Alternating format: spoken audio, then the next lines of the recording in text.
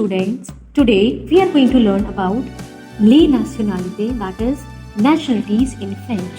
So understanding nationalities is important for talking about oneself and other.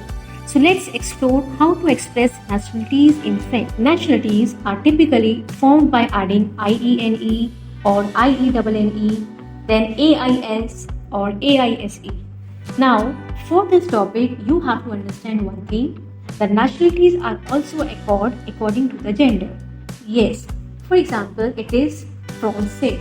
Now you will notice one thing, in the end of Francais it is AIS, so in which we are talking about the masculine.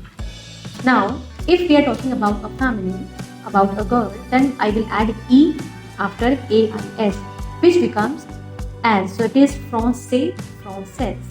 Now, here you will have to learn their endings. For example, if the nationalities ends with AIS, you will add E in the end of AIS to make it feminine. See the next example, it is Anglaise. It is ANGLAIS, and in the feminine it changes to Anglaise, that is ANGLAISE. Now the next one is the nationality which ends with IEN. So on the another gender for feminine, you have to add extra NE to make the gender feminine. So it will be on the end, of the end. So again you have to just learn the endings. The ending is IEN. In the feminine it changes to IENN. The next example is Canadien. It is IEN again. In the feminine it changes to IENNE.